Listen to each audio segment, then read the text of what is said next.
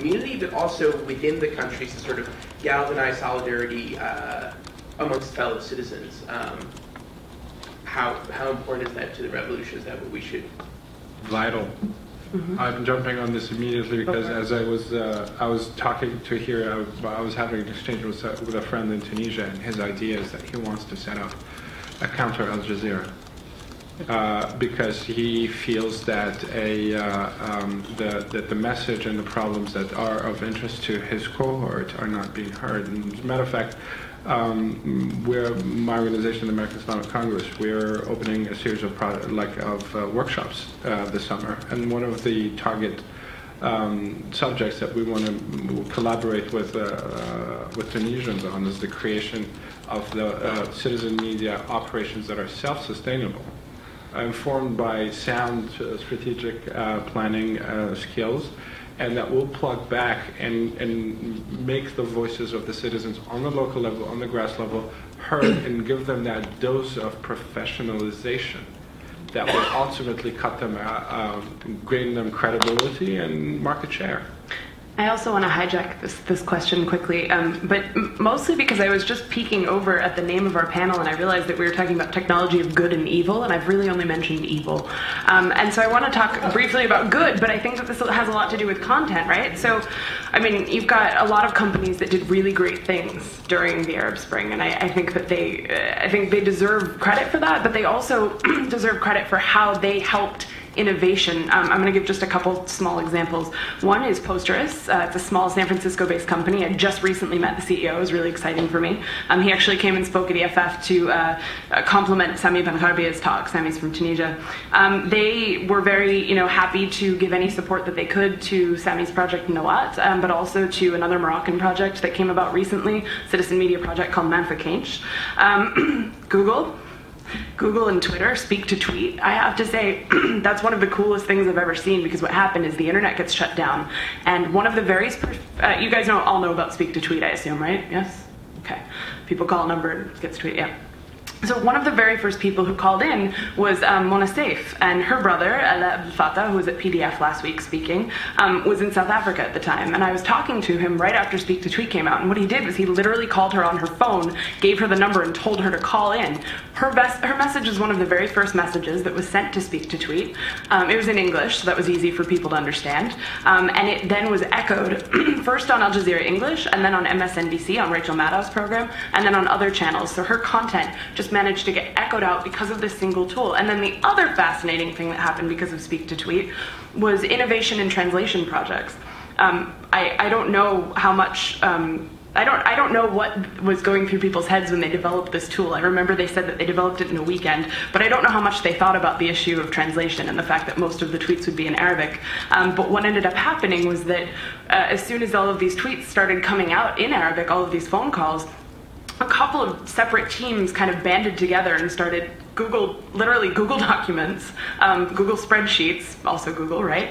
Spreadsheets to crowdsource translation from volunteers. And so they started translating these tweets all over the place, publicizing them. Blogs started publicizing them. Global Voices, which I'm also a part of, full disclosure, started publishing them. And so you ended up seeing not just content getting out through this tool, but also innovation around translation communities. And I know Midan is one of the organizations that does a lot of that work as well, and they do really great stuff. And then I guess, things like Summer of Code. Summer of Code's one example, and I know I mentioned that it's an unfortunate thing that Syrians can't participate because of commerce. But you've got projects like that that really lend to innovation that then people can go back into their own countries and innovate even further. And so I think, there's a lot of unfortunate stuff coming out of our country and innovation in our country, but there's also a lot of really great stuff. And I do think that there's a lot that Western and American companies can do, not just to bring a product to people, but also to help people build upon those products and innovate from them. I would add to that, Jillian, is that actually during these uprisings, there was an intense behind-the-scenes activity in collaboration with some of these companies. And the point that I want to make, since we've been now followed on the internet, the conversation, is that that's one of the aspects that I think the activist community and the net freedom community can even leverage more, is understanding that in these big corporations, there are people who are willing to sit down to listen to you, if you come with the right tone and obviously the constructive attitude of collaborating, a lot of things have happened. And I'd add, by the way, Facebook, I would add that to the list. Twitter, even though that I would criticize Facebook and some other things. No, they did. They actually did. Facebook actually rolled out HTTPS to Tunisian users before anyone else. But they were asked, and they do it. And the point here to take away is that there is a collaborative culture that is emerging, that at the same time can solve future problems, and also is a safety mechanism that could be tapped into to deal with current issues, and it is non-negligible.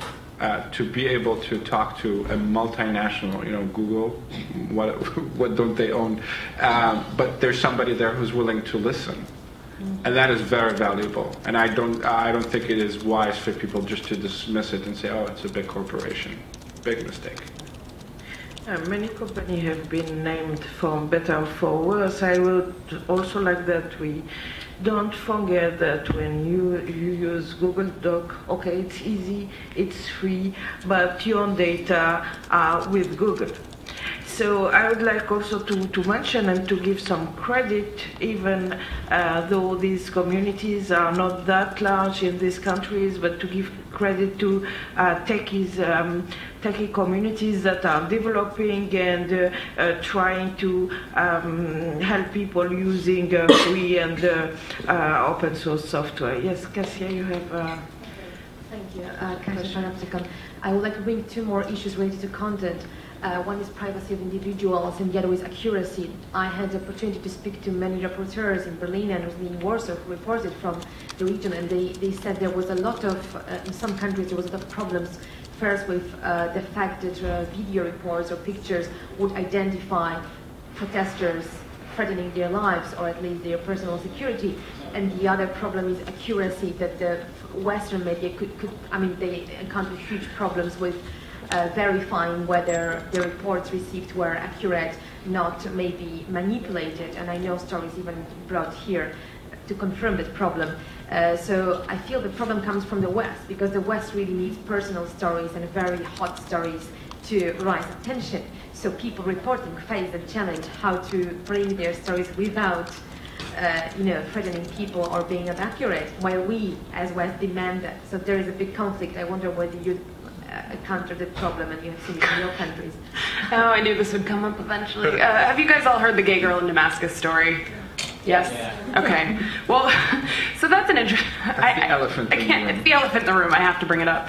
I've been hearing a lot of criticism of anonymity online as a result of this. I've been hearing a lot of yapping about bloggers, but and I do think, I fell for it. I'm going to be straight up honest. I fell for the story too. I was actually in communication with Amira through Facebook for quite some time last summer, before the blog even took off. So I fell for the story. But what happened here is not a case of anonymity. This should have absolutely no effect on anonymity whatsoever, because this is actually a case of stolen identity and false representation. This person actually stated the blogger's full name on the blog. It wrote the full name of this alleged person. They also used photographs that were stolen from another woman. Essentially what you had here is a case where two journalists, most notably from The Guardian and from CBS News, both reported on this blogger in March as if she were certainly a real person and as if they had conducted interviews with her, when in fact what they had done was email back and forth. Now, obviously, yes, there was a need there perhaps to protect the anonymity of a source, but the problem that I see is that you actually had a full name that you could have chased down. If you were a journalist, you could have chased down this real full name that this person had stated was her real full name. Nobody did that. Nobody really asked around. From what I've spoken to a lot of people in the Syrian blogging community and in the Syrian LGBT community at this point, and have found that no one was ever asked about her. Normally, when you read a story like that about a blogger, you often go to a secondary source and ask about this person. What do you think about this person? Have a second quote. That never happened, as far as I've been able to confirm so far. And so, yeah, there's a lot of implications here for trusting online and for social media and for all of that. And there's certainly a lot of implications for verifying somebody. But I do think that in this case, we're not actually looking at a case of anonymity. We're looking at a case of traditional bad journalistic integrity. Or bad media practice. Bad media practice, yeah, that's a better term for it. Bad media professionalism.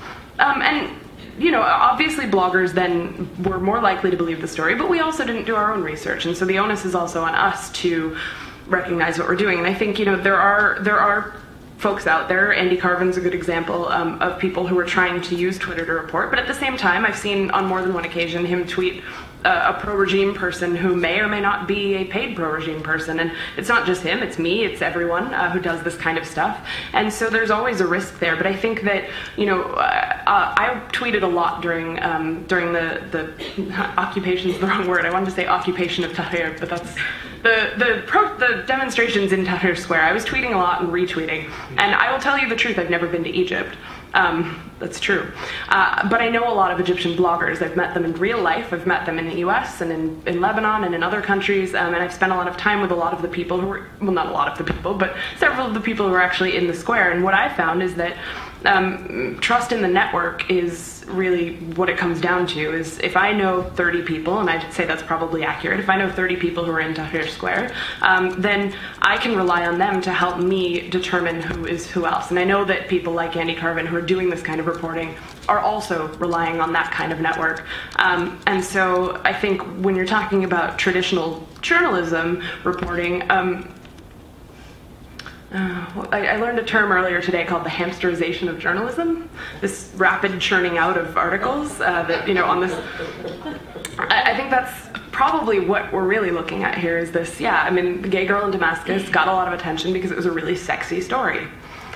Tal Malohi has been in a Syrian prison for over a year now, and she's basically fallen out of Western view. She wears hijab and she talks about Palestine, so she's not as interesting. And I think that that's really unfortunate, but I will say that the blogger community hasn't forgotten her, and there are a lot of people who are still writing about her and still trying to track her story and talk with her family and her friends. And so